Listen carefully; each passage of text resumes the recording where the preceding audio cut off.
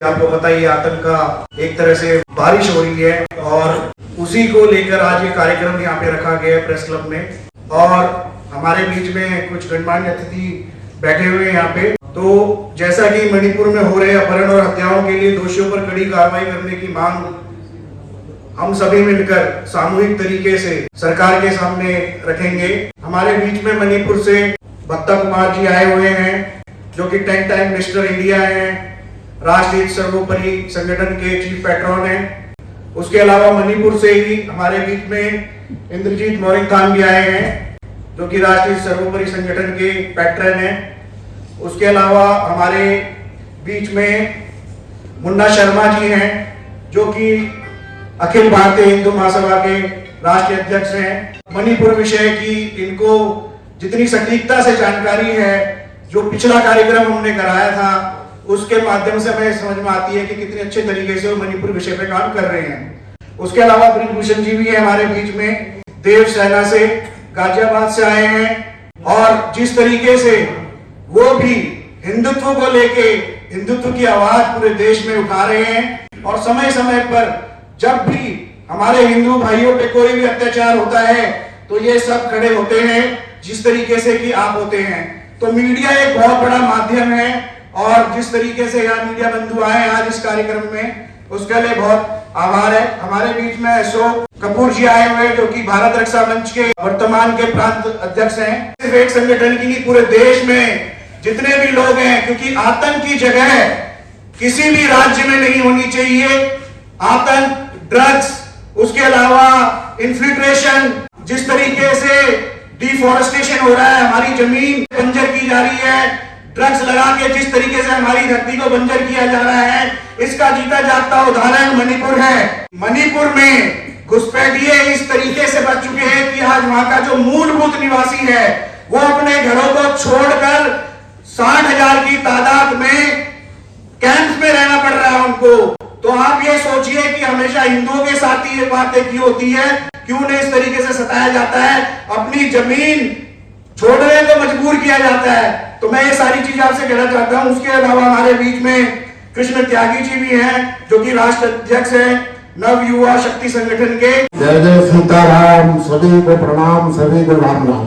सर्वमंगल मांगल्ये शिवे सर्वार्थ साधिके शरण्ये त्र्यंबके गौरी नारायणी नमोस्तुते। सर्वे भवन्तु सुखिनः, सर्वे सन्तु निरामया, सर्वे भद्राणि पश्यन्तु मा कचित् दुःखभाग् भवेत्। मंगलम भगवान विष्णु मंगलम गरुड़ध्वजा मंगलम पुंडरीकाक्षाय मंगलाय तनोहरि। वक्रतुंड महाकाय सूर्यकोटि समप्रभा निर्विघ्नं कुरु मे देव सर्वकार्येषु सर्वदा। आप सभी को ये बहुत अच्छे से पता है कि इस देश में हिंदुओं की सुनवाई नहीं है। सत्ता में बैठे लोग भी हिंदूवादी हैं। पिछले 18 महीनों से हो रहा है। उस घटना से देश के राष्ट्रपति, प्रधानमंत्री, गृह मंत्री सभी पूरी तरह से जानकारी रखते हैं। देश की मीडिया को भी जानकारी है, लेकिन दुर्भाग्य की बात आज तक उनकी समस्याओं के समाधान में कोई चर्चा तक नहीं हो पाई। उन्होंने जो मांग रखी थी, अनुसूचित जनजाति की मांग रखी थी, लेकिन बदले में उन्हें क्या मिल रहा है? लगातार उनकी हत्याएं हो रही हैं, छोटी छोटी बच्चियों को मारा जा रहा है, महिलाओं के साथ रेप हो रहे हैं, बुजुर्गों को मारा जा रहा है। पिछले 1.5 साल से इस तरह की घटनाएं हो रही हैं कि उसकी यदि चर्चा की जाए तो बहुत लंबा समय हो जाएगा। आज वो अपनी सुरक्षा के लिए देश की सरकार से मांग कर रहे हैं। और दुर्भाग्य देखिए, वहां की जो 60% आबादी है इसी समुदाय की है और उनके रहने के लिए जमीन है केवल 10%। बाकी 90% 39% लोगों के लिए है। उनकी मांग ये थी कि उन्हें भी अनुसूचित जनजाति में शामिल किया जाए, जिससे वो भी पहाड़ी एरियाओं में अपनी जमीनें ले सके, रह सके। लेकिन उन्हें न्याय मिलना तो बहुत दूर की बात, इस देश की सरकार के पास समय भी नहीं है कि सबके विकास के चक्कर में, सबके विश्वास के चक्कर में अपने लोगों का कहीं ना कहीं विश्वास तो नहीं खो रही, क्योंकि हम ही लोग तो पीड़ित है। बंगाल देख लीजिए आप, बंगाल में ममता सरकार हिंदुओं पे अत्याचार लगातार कर रही है और वहां से हिंदू पलायन कर रहे हैं। जब वहां हिंदू ही नहीं रहेगा तो बीजेपी कैसे लौटेगी वहां? उम्मीद करते हैं बीजेपी सत्ता में आए।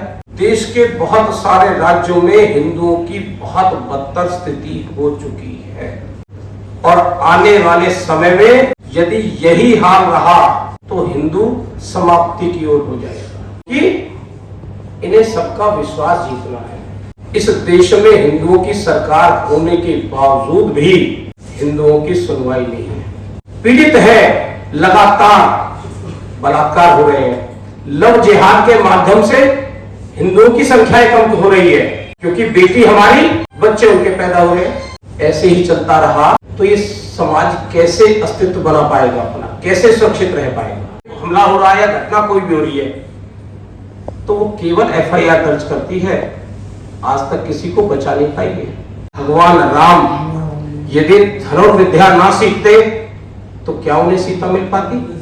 और शस्त्र यदि वो ना रखते, देखिए वनवास जब वो गए उन्होंने वस्त्र त्याग दिए, आभूषण त्याग दिए, राजाशाही ठाट बाट सब त्याग दिया, लेकिन अपना धनुष बाण नहीं त्यागा। यदि धनुष बाण त्याग देते तो क्या उन्हें सीता मिल पाती? यदि पांडव शस्त्र विद्या का प्रशिक्षण ना लेते तो क्या महाभारत जीत पाते? साथियों, हम सबको अपनी सुरक्षा के लिए सजग रहने की जरूरत है, प्रशिक्षण लेने की जरूरत है। सुरक्षा केवल शस्त्रों से हो सकती है। पंडित श्री राम शर्माचार्य जी कहते हैं कि मनुष्य और समाज का रिश्ता मछली और जल के जैसा है। तो अगर जल में कहीं कोई समस्या रहती है तो मछली जीवित नहीं रह सकती। उसी तरह का संकट आज मणिपुर में है और वो राष्ट्रीय संकट तो वहाँ हो रहा है। हम चुप बैठे ऐसा नहीं है। जो घटना वहाँ घटित हो रही है वो इधर भी हो सकती है, ये निश्चित है। तो इसीलिए हम सबका दायित्व बनता है कि हम एक मुहिम चलाएं। और जैसा अभी पिछले वक्ता ने कहा कि हम प्रशासन के भरोसे, पुलिस के भरोसे इसलिए नहीं बैठ सकते कि हमें पता ही है कि घटना घटित होने के बाद ही पुलिस आती है। तो अपनी सुरक्षा तो समाज को खुद ही करना पड़ेगा, उसका प्रबंध तो खुद ही करना पड़ेगा। आज जिस तरह से कुकी समुदाय ने वहाँ पे आतंक मचाया है, जिस तरह से पेड़ों की कटाई करके और अफीम की खेती वहाँ हो रही है मणिपुर में, और वो अफीम कहीं और नहीं जा रहा है, भारत में ही आ रहा है। और वो युवाओं को इस तरह से अपने मार्ग से भ्रमित कर रहा है, हमेशा नशों का लत उनको लगाया जा रहा है और धीरे धीरे वो एक जहर सा उनके शरीर में फैल रहा है। हमें पता है कि जो व्यक्ति ड्रग्स लेता है वो जीवन में कुछ नहीं कर सकता, चाहे वो कितना ही बुद्धिमान क्यों ना हो, उसकी बुद्धि वैसी छीन हो जाती है। तो ये अंदर से खोखला कर रहे हैं समाज को, ये इसीलिए राष्ट्रीय संकट। ये मतलब बस युद्ध हो रहा है, संघर्ष हो रहा है, ऐसा विषय नहीं है। बिल्कुल तय में जाके कि क्या करना चाहिए समाज को वहां से हटाने के लिए, मैते समाज को, वो स्तर का कार्य कर रहे हैं। बर्बरता इसलिए कर रहे हैं कि डर के लोग भागेंगे। शुरू से ये आतंक बर्बरता के ऊपर ही टिका हुआ। आप जितनी बर्बरता करेंगे लोग डरेंगे, वहां से भागेंगे। ये तो उनका मूल सिद्धांत है। तो ये जो म्यांमार से इन्फिल्ट्रेशन हो रहा है, पिछले ही मैं एक रिपोर्ट पढ़ रहा था, लगभग 963 कुकी म्यांमार से मणिपुर में घुसे। तो किस लिए आए वहां पे? वो उसी खुशहाल परिवार को उजाड़ने के लिए आए हैं, ताकि वहां से लोग भागे। हमें ज्ञात है कि लगभग 40-50 से ज्यादा लोग वहां एक कैंप में रह रहे हैं, अपनी जमीन को छोड़ के रह रहे हैं। तो ये इसीलिए राष्ट्रीय संकट है। मैं भारत सरकार से भी आग्रह करूंगा कि सब विषयों को छोड़ के इस तरफ देखना इसलिए आवश्यक है कि नहीं तो ये समाज का विश्वास टूटेगा और वो समाज के सबसे बड़ा दुश्मन बनता है। तो इसीलिए भारत सरकार जल्द से जल्द कुछ कड़े निर्णय लेके और आम जनता भारत की उस संकट को निकालने में, उबारने में मैते समाज का हम लोग सब साथ हैं, ऐसा मेरा आग्रह है। आज हम लोग मणिपुर में जो हिंसा हो रही है उसके बारे में यहाँ पर बात करने के लिए बैठे हैं। बहुत लंबे समय से मणिपुर में मैतेई हिंदुओं के साथ अत्याचार हो रहा है। वहाँ जो कुकी समुदाय के हैं, जो राष्ट्र विरोधी हैं, तस्करी करते हैं, कोकीन की खेती करते हैं और देश को तोड़ने का षड्यंत्र करते हैं। उनको भारत सरकार के द्वारा नौकरियों में, शिक्षा में रिजर्वेशन दिया जा रहा है, उनको शेड्यूल ट्राइब का दर्जा है। और जो हिंदू समुदाय के वहाँ पर ट्राइब्स हैं, उनको शेड्यूल ट्राइब की श्रेणी में नहीं रखा गया। ये अन्याय वर्षों से चल रहा था। जब कोर्ट का कुछ निर्णय हुआ और मैतेई समुदाय ने अपने लिए रिजर्वेशन की मांग की नौकरियों में, शिक्षा में, तो उल्टा उन पर हमले होने शुरू हो गए। और ये सब कुकी उग्रवादियों के द्वारा और जो विश्व के अन्य क्षेत्रों से जो उनके संरक्षक हैं, जो आर्म्स के सप्लायर हैं और जो उनको धन मुहैया कराते हैं, उन सब के माध्यम से देश को तोड़ने के लिए ये सब षड्यंत्र किया जा रहा है। ये सब आखिर ये समस्या पैदा हुई क्यों? ये केवल कोकीन की खेती और तस्करी से जुड़ा हुआ मामला नहीं है। ये भारत को तोड़ने का बहुत बड़ा अंतर्राष्ट्रीय षड्यंत्र है। जो मणिपुर, नागालैंड और आसपास के राज्यों में कुकी समुदाय के लोग हैं, जो विदेशी शक्तियों से संचालित हैं, उनके द्वारा कुकी लैंड की मांग की जा रही है। अलग देश, अलग कुकी लैंड देश बनाने की मांग की जा रही है और उसी मांग का ये सब हिस्सा है। साथियों, आपका भाई कृष्णा त्यागी लौकिक शक्ति संगठन का अध्यक्ष। जयकारा वीर बजरंगे, हर हर महादेव। ये जो आप आज मणिपुर में घटना देख रहे हैं, बड़ा दुखद विषय है कि हम इस पर बोल रहे हैं और देश भर में आपको ये देखने को मिल रहा है। केवल मैं नहीं, पूरे देश भर में क्यों हो रही है? क्योंकि हमारी सरकारें सो रही। जब तक हम आतंकवाद और आतंकवादियों को, उग्रवादियों को गोली न मारे, जब तक हमारी सरकार इन्हें गोली मारकर वही जवाब न दे, तब तक इनके अंदर डर नहीं बैठेगा। और जब तक किसी भी आतंकवादी में डर न हो, किसी भी उग्रवादी में डर न हो, तब तक वो शांति से नहीं बैठ सकता। अगर इन लोगों से, देश में हमें शांति चाहिए, हिंदुओं को सुरक्षा चाहिए, तो सरकार को ठोस कदम उठाने पड़ेंगे। मेरा संगठन, यह तमाम जो हमारे साथी बंधु बैठे हैं, हमारी सरकार से यही मांग है, क्योंकि समय थोड़ा मिला है तो थोड़े शब्दों में अपनी बात रख रहे हैं। हम सरकार से मांग करते हैं कि जितने भी उग्रवादी हैं, चाहे म्यांमार में है, चाहे मणिपुर में है, चाहे भारत के किसी भी कोने में है, इन उग्रवादियों को, इन आतंकवादियों को, इनके समर्थकों को भी इन्हें गोली मार दी जाए। भारत सरकार को यह ठोस कदम उठाना पड़ेगा। और जिस दिन भारत सरकार ये ठोस कदम उठा लेगी, मैं आपको पूर्ण विश्वास दिलाता हूं, भारत के किसी भी कोने में ना तो आतंकवाद दिखेगा, ना उग्रवाद दिखेगा। धन्यवाद। पीड़ित हैं, दुखी हैं, इसलिए यहाँ पर है। हमारे भाई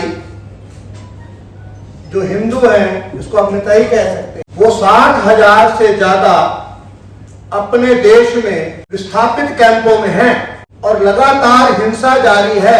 मेरे से पूर्व जो वक्ता हैं, उन्होंने सारी बात बताई है, सरकार को भी चेताया है। हम आज मांग करने आए हैं सरकार से कि जो इतने दिन से ये काम चल रहा है, हमारे ऊपर अत्याचार हो रहा है, मणिपुर जल रहा है, इसके ऊपर आप ध्यान दें। मणिपुर के जो मैतेई बंधु हैं, वो सब हमारा भाई हैं, हमारे अपने हैं और उनकी सुरक्षा सरकार करे, ये सरकार की जिम्मेवारी है।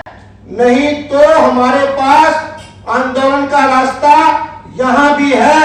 हम सारे देश में अपने बंधुओं के समर्थन में खड़े होंगे, आंदोलन करेंगे और सरकार को मजबूर करेंगे कि वो मणिपुर में हिंदुओं की सुरक्षा करे।